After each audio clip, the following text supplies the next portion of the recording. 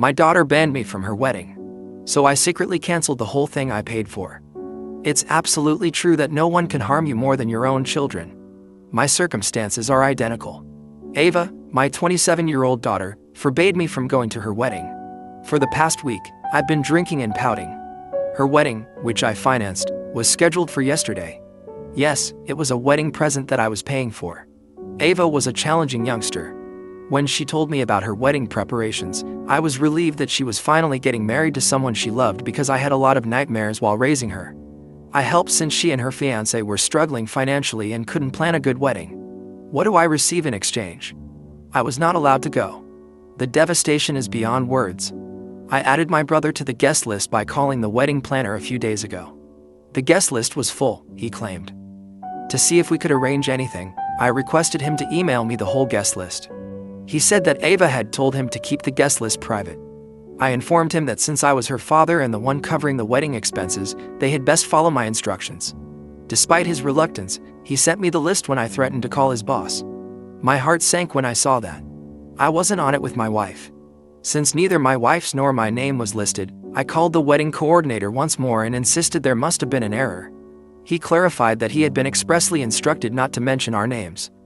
Until he shared the email exchange between him and Ava, I couldn't believe it. They were told to prevent us from entering the venue, which made the situation worse. How devastating must that have been? Although I was aware of my daughter's animosity toward me, I never would have guessed that it would reach a level where she would not let me attend her wedding. She was at her bachelorette party that day, so when I frantically called her, her phone was on voicemail. She didn't call that day or the following, despite my message requesting her to do so. I arrived at her flat, where she and her fiancé were residing, on the third day, right before the wedding. She said that she was too busy getting ready for her wedding to meet with me. She was avoiding me since, by that point, the wedding planner had informed her that I was aware of the guest list. I went there to ask her a question, but her demeanor simply made me more irate. I informed her that I was aware that she had prevented me from going to the wedding. "Well, good for you," was her response. "Traveling to the location saved you time and effort. If I have time, I will forward the wedding photos." I went utterly insane. This was all there was, no explanation, no regret, no apology. Her cruelty made me cry. Tears filled my eyes as I questioned what I had done wrong to merit this. She said that I had always mistreated her, first by slapping a stepmother in her face and then by siding with other people. Even when she was at fault, she wanted me to stand up for her without reservation. When she harassed my sister's daughter, how could I stand up for her? When she was discovered using pills in class, I did defend her and prevented her from getting expelled.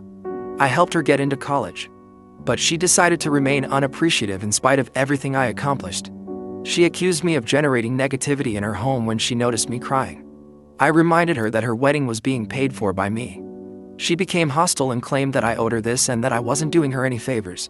I went crazy and told her that I owed her nothing. This wedding was a favor and I had done more than enough. She said she didn't have time for my emotional drama and asked me to go. When I got home, I sobbed uncontrollably in front of my wife, Mercy, who is Ava's stepmother. Mercy is a good-hearted and forgiving lady, yet she became enraged for the first time when she witnessed me cry. She urged me to do something about Ava. "We must stop Ava from feeling entitled to harm us," she continued. Up until a year ago, when she eventually found a respectable job, Ava had been surviving off of my money. She didn't have any money saved for her wedding because of this. I'd had enough. I made the decision to discipline her. I called off all of the wedding plans. I didn't care that I hardly received any money back from the advance payments. I wanted to cancel the wedding planner as well as the wedding location, but I knew that would notify Ava, who could then make other arrangements. I intended to spoil her special day. I allowed her to keep her dress since she already had it. All of this made me feel bad, but after giving it some thought, I knew I had done more than enough for her. Why should I feel bad about interrupting her wedding if she didn't? When the wedding coordinator and the caterers and decorators showed up at the location on the wedding day, they were turned away. When the security showed them the cancellation email, it sparked a flurry of activity. When the wedding planner called to ask for the last payment, I informed them that I was no longer concerned and that they could speak with Ava about it.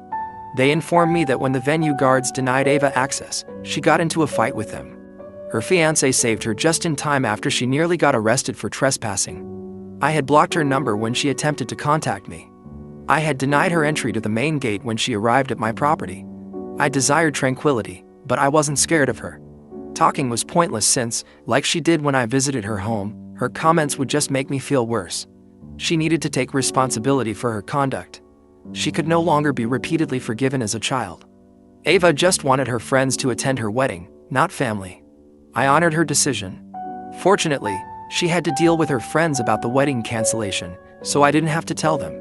My parents were the only ones who weren't thrilled with what I accomplished. They said that regardless of how terrible our kids are to us, we should never treat them cruelly. I informed them that Ava was the cause of this. All her life, she had been cruel and egotistical. No matter how hard I try to defend what I did, the guilt still remains. I pretend to be brave, but I secretly regret calling off my own daughter's wedding. My heart has been relieved by writing this down, even if I have no idea why I'm here. Update 1. I appreciate all of your moral support. I didn't think my acts would be praised by others. I was afraid I would be considered a fool for taking such a harsh stance against my own daughter. A few of you inquired as to Ava's history of animosity toward us. I apologize for missing that previously. Here are the specifics. I had no idea how this format operated. My second wife is Mercy, a 45-year-old woman. My kid from my first marriage is named Ava. When Ava was 7 years old, I divorced her mother, my first wife. Ava's mother left me for him after finding someone else.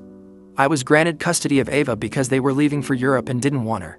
When Ava was 13, I remarried Mercy, and ever since, Mercy and I have had to deal with Ava's anger. Mercy is the object of her intense hatred. When she was a teenager, it made sense. It must have been difficult to watch someone take her mother's place. Mercy, a certified children's counselor and teacher, reassured me that Ava would be all right as an adult. She thought Ava would view me as more than simply her father. She would see me as a person in need of a companion. 5 years after the divorce, I got married in the hopes that Ava would value the fact that I had raised her by myself over those 5 years. Ava was disliked by both her mother and her new spouse. Regretfully, Ava showed absolutely no gratitude. Rather, Ava became increasingly hostile toward Mercy and me. In the hopes that Ava would find friendship there, I had to send her to live with my sister, who had a daughter of the same age, because things had gotten so horrible. After a few months of smooth sailing, my sister gave up less than a year later. Since it was their last year of school, my sister didn't want her daughter's grades to suffer as a result of the petty arguments that Ava and her daughter had, she informed me. I had to return Ava as a result. Ava lived with us until she graduated from high school, although she would spend her breaks with my parents. She eventually declared that she would complete her high school education while residing with them and refused to return home. I made arrangements for carpooling because my parents' residence was far from her school. As long as she was content and peaceful, that arrangement lasted. But her high school grades were terrible when they were released. At that point, I discovered that she had joined the wrong crowd, students who were doing drugs. She wanted to live with my parents because she had a nasty boyfriend. After they went to bed, she would slip out and tour the city until after midnight. Her senior year of high school had to be repeated. Another nightmare was getting her through college. She wouldn't have been accepted any place else due to her bad grades and depressing attitude, so thank God I had some contacts who helped her get a spot at a respectable college. She once again surrounded herself with the wrong crowd and used drugs while she was a college student. She had to go to rehab because things got so out of hand. She finally graduated at age 25, but she had a relapse the year after, so I had to send her back to treatment for a few months. She truly has been a pain in the butt, so calling her such wouldn't be impolite. She has continuously caused me distress, embarrassment, and misery. I'm so grateful for Mercy, my understanding wife. She could have talked me out of leaving Ava if she had been any other lady, but instead she was the one who continually urged me to wait. Mercy has given so much of herself for Ava and me, and I'm so grateful for it. The fact that I got married again, and Mercy even more so, seems to be Ava's biggest grievance. Mercy isn't Native American, you see. The Middle East was the birthplace of her family. Her parents, who were immigrants in the United States, were unable to support their 5 children, so she grew up in an NGO. They came to the United States with nothing after fleeing a war-torn area. I was drawn to Mercy for that reason. Despite having a difficult upbringing and little money, she persevered, obtained a master's degree, found a lucrative teaching position, and established a successful life for herself. Despite being a self-made woman, Ava refers to her as a gold digger. Yes, we have some generational riches because my family has had a successful export company for 2 generations. Since this is my second marriage and her first, Ava thinks Mercy married me for financial gain. Ava argues that if it weren't for financial gain, Mercy wouldn't have married a single father who is 12 years her senior. Mercy is 45 and I'm 57. I don't know who gave Ava these thoughts, but that's why she called Mercy a gold digger. A few of you also inquired as to whether Ava's mother had anything to do with this. In actuality, she hasn't gotten in touch with either Ava or myself since our divorce. All I know is that she was in Germany when I last heard from her. Regarding the present circumstance, Ava attempted to vent her rage by contacting me after I called off her wedding, but I prohibited her from doing so on any platform. When I called off the wedding, my parents were upset and offered to cover the costs if Ava wanted to reschedule. However, Ava betrayed them, saying they were supporting me. Using harsh language, she even threw them out of her house and told them not to come again. Although her teacher, who also happened to attend the same gym as me, was the one who discovered her high school substance use, she blames them for it. Following this, my parents had a change of heart and accepted my decision to call off the wedding. I can't give Ava the right to take advantage of and harm us whatever she pleases. I still haven't heard from her, so I have no idea what she's up to. 10 days after her alleged wedding day, my parents paid her a visit 2 days ago. They are still not married. They're probably arranging a new date or simply haven't followed through. Oh, and I blocked the credit card I was using to make the purchase. She still had access to it, but she hadn't used it much since landing her job. She will probably be upset by this, but I don't care anymore. I don't feel guilty now that I know how she treated my parents. They have always cherished and protected her, and they are in their late 70s. It was right to cut Ava off. Update 2. Hello everyone. Although it has been more than a year since I last updated this topic, I have remained in close contact with all of the people who PM'd me or left comments on the post. A few weeks later, I learned that Ava had married her fiancé in a secret ceremony attended only by their closest friends. I wished her luck in life and was pleased for her. I had no social media connection to her, so I had no idea what was going on in her life. My niece informed me that Ava had changed her Facebook status to reflect her and her husband's move to a nearby city. Before I received a call from an unknown number a week ago, everything in my life was going according to plan. It was Matt, Ava's husband. I was anxious, fearing that she might have suffered some sort of mishap. She wanted to meet me in person, which surprised me, but he reassured me that she was okay. He claimed he would explain when we met when I asked why. He proposed getting together for supper and said he was in town. In my heart, I hoped that this would be an opportunity to make amends with Ava. I believed that Matt was serving as a go-between and that she might be too embarrassed to approach me.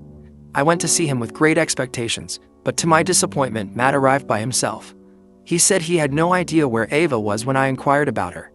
With a sinking heart, I inquired as to her whereabouts. Then he disclosed that they were no longer together. According to Matt, Ava had a history of abuse during their marriage and had a serious problem with anger management. Even over small disagreements, she would hurl objects and smash household objects. For as long as he could, he put up with it, but eventually it got to be too much, and they split up. Matt continued by saying that Ava had psychological problems and attributed any problems she encountered to other people. Because they had relocated to a new city for his work, she and he had many arguments. Ava was angry at him for removing her from her hometown, even though she had secured a comparable well-paying position there. That was only one of their numerous problems. Matt stated he wanted to apologize face-to-face. He acknowledged that he had seen Ava treat me, Mercy, and my parents cruelly, but he chose not to step in since Ava had used him against us all. He felt bad for ignoring the warning signs and causing himself suffering. I informed him that Ava was to blame and that he was not. I held myself partially responsible for not raising her well. I also expressed my regret to him for what he had endured with Ava.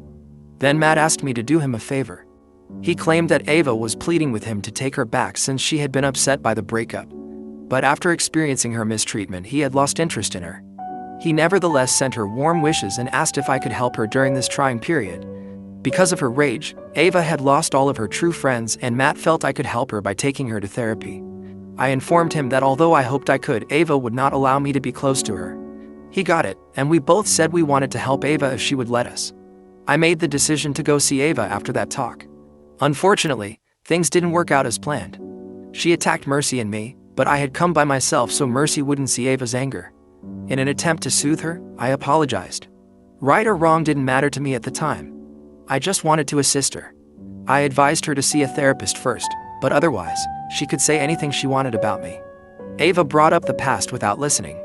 She screamed that she wanted to kill Mercy because she detested her so much.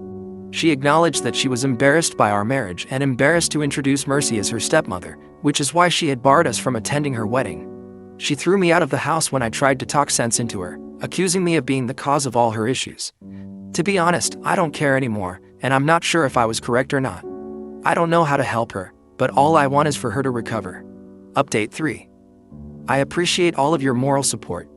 When I created the last update, I was pretty upset, and this place has truly helped me relax. Mercy advised me to get in touch with Ava's school closest buddy. We knew each other well because her family lived next door. I messaged her on social media to explain the situation because she now resides in South Africa. Since she was the only person Ava had never battled with, I requested her to get in touch with Ava in the hopes that she could get through to her. Her buddy promised to assist, and happily she did. Ava committed to therapy, and I think it's going well because she came to see my parents a week ago and expressed regret for her actions. She acknowledged that she was no longer able to contain her hatred because it had become so strong. She still holds me responsible for everything, though, and stated that she would never forgive me. I no longer harbor any animosity toward her. Even though I'm not involved, I simply hope she has a happy life. I appreciate your support, everyone. I sincerely hope that no father ever has to deal with their own child's intense hatred. I sincerely appreciate you staying until the very end. Please remember to like, share, and subscribe if you truly enjoy our videos. Enjoy your wonderful day. Thank you for watching. If you haven't subscribed yet, please do so and hit the notification bell to stay updated with more shocking real-life stories happening around you.